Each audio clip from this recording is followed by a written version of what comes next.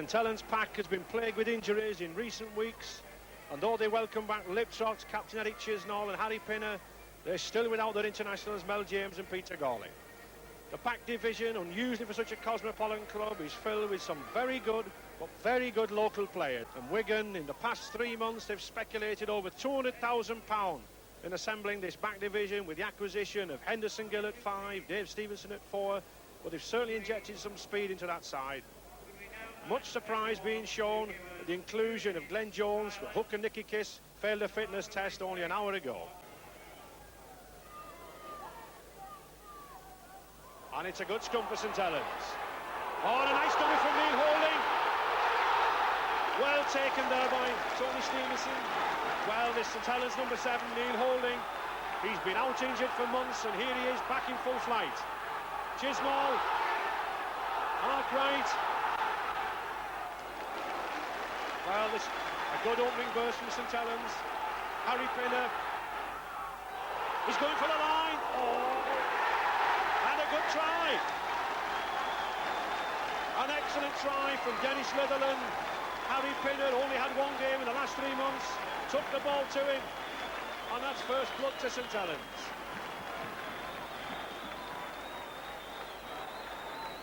Well, what a wonderful start for St Helens. Harry Pinner, the man who's been out for a long time, slips a beautiful ball to Peter Glynn, and doesn't Peter Glynn do well here? Holds the ball, perfection, and Dennis Liven did well to score.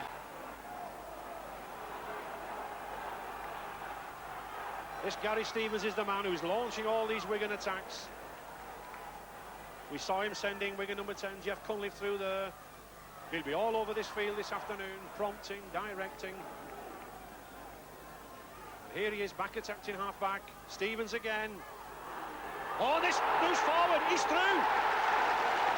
And Mick Scott, Wigan number 13, after the prompting that I'd just been saying from Gary Stevens, plunge for the line through a very slack St Helens defence and bring them straight back into the game.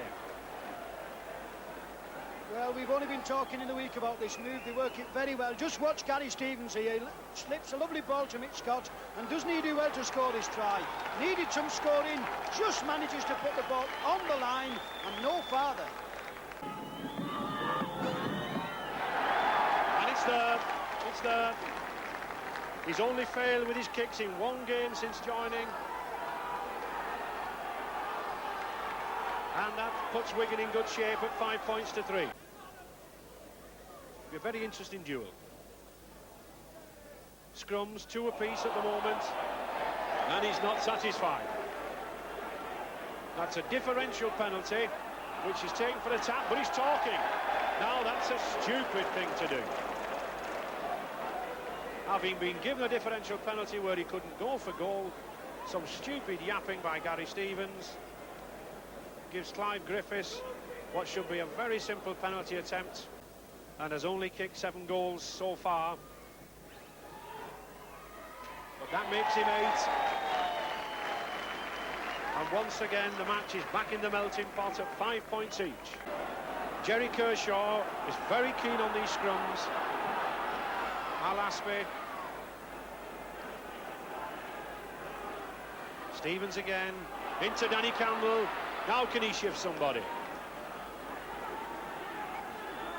Hodkinson driving it in. This is a very big front row that Wigan have. This Hodgkinson at number 8 and Cunliffe at number 10. They're using them. Glynshaw. And he's still going. Oh, he's over! Well. Glynshaw went through off a ball from Alan Rowley. And I'm afraid this St Helens defence, when it gets near the line, it's a bit like a lollipop man at Brands Hatch. They're coming left, right, here, there and everywhere. And Wigan go in the lead. Colin Whitfield was bought from Salford for this very job. And with that success, he's performing it well.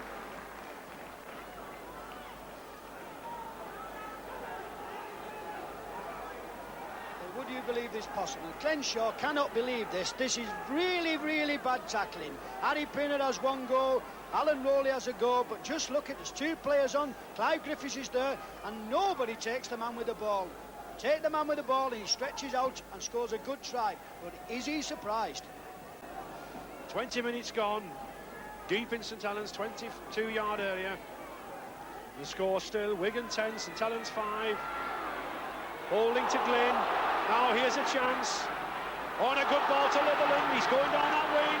Oh, what a magnificent tackle. But he's still going. He's up again. And he's missed him. Well, that was courage from Dennis Litherland there. He kept going.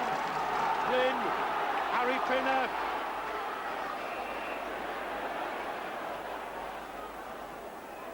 And he's blown up and he's given them offside. He's given Wigan offside in front of the posts. Looking a little bit too eager to get into the tackle.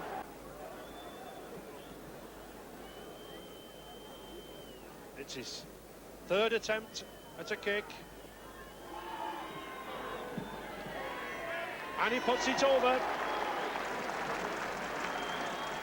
And one or two of that St Helens crowd there will be delighted with that kick from Clive Griffiths, bringing them back to 7 points to 10.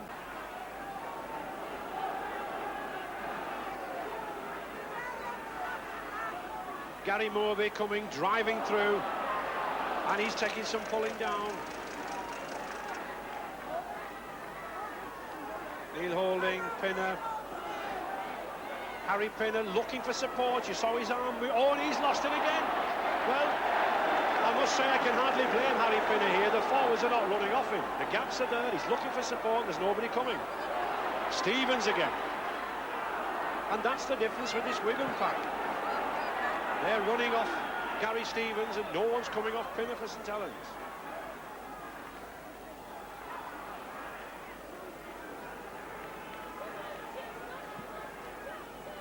Wigan piling the pressure on now. Hodgkinson trying a dummy.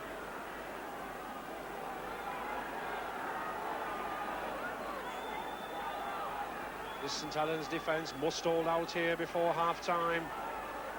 Whitfield. And there's David Stevenson. And he's going over for his first try in Wigan colours. And a tremendous try. Well, 25 minutes gone. He's already repaid some of that £60,000 transfer fee from Monday, and he's delighted with that.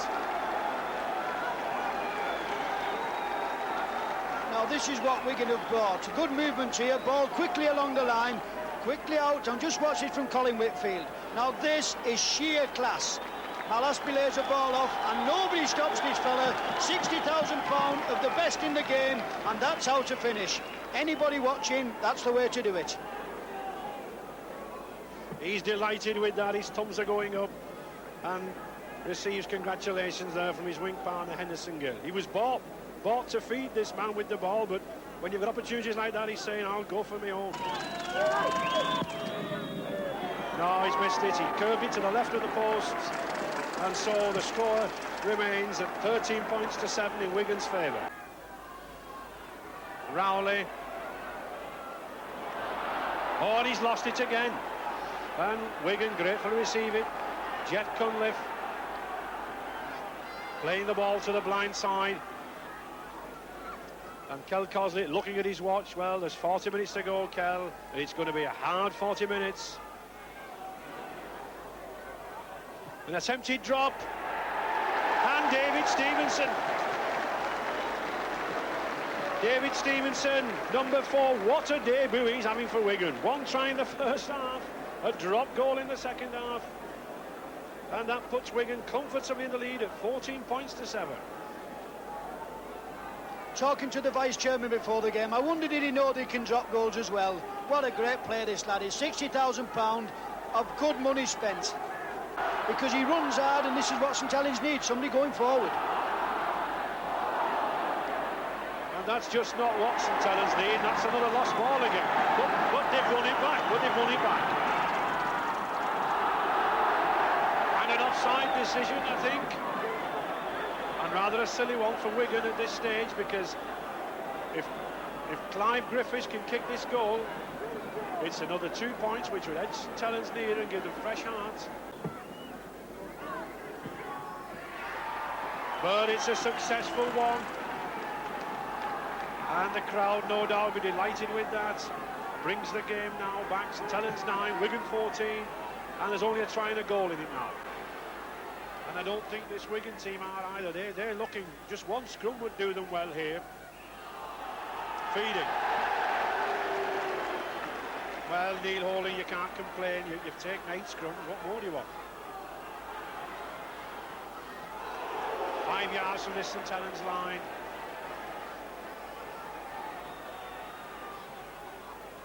Stevens, and to Stevens again. Oh, and a nice ball. Picked up, he's still going. This is the beauty of when Wigan have lost this ball. There's someone backing up and coming from behind. Shaw. Now, will they drive towards the post, and possibly another drop goal could ease them out. Jeff Cunliffe, and he's over. Well. Jeff Cunliffe, Wigan number 10, a very simple plunge near the St Helens line. And this defence, when they get near St Helens line, is a bit like a powder puff. The tackling just isn't there. And Wigan go into a 17-9 lead. Quick play the ball, and young Cunliffe here, who'd have thought 2 months ago, dives in, signed professional 2 months ago, does well to score a very good try indeed.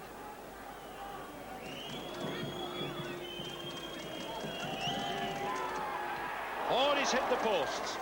Hit the post. Well, I think he misjudged the wind there. It took it to one side, and it's a very, very tricky wind. But it still keeps Wigan in the driving seat at 17-9. John Butler. I've been very impressed with the performance of Glyn Shaw, who made that tackle there. He certainly put some hard work in. Oh, and a gap there, and there goes Moby. And he's over. Oh, yes. 26 minutes gone in the second half. That's what Gary Moby was bought for St Helens. And my word, did he not take that chance off Harry Pinner. This is a very, very debatable ball. As you see Gary Moby, Harry Pinner, and Gary Moby bursts onto this ball. He flies through the gap, but just watch the tackle. Is he grounded short? Does he get tackled before the line? Or does he get up and put the ball over the line after he's been grounded? It looked as though he was grounded first. But the referees give the try, and the referee is always right. And there goes that Wigan forward again, the scorer, the last scorer, Jeff Cunliffe. Campbell. The forwards got tied up amongst themselves there. I think Glyn Shaw got in the way. 5 yards from the St Helens line, 4 tackles to get over that line. Stevens looking for support, and there's Shaw bullocking over. No, he's well held. Stevens again, and Campbell's going in.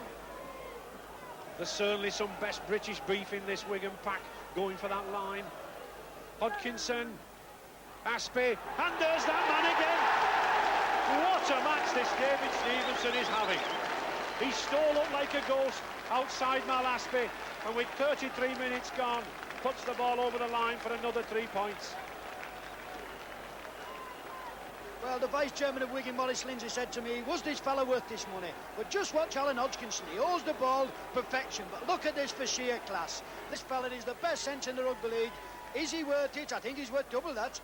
There's the final hooter. Harry Pinner looks disconsolate. But Wigan beating St Helens by 20 points to 12, take their first steps on the road to Wembley for the Challenge Cup.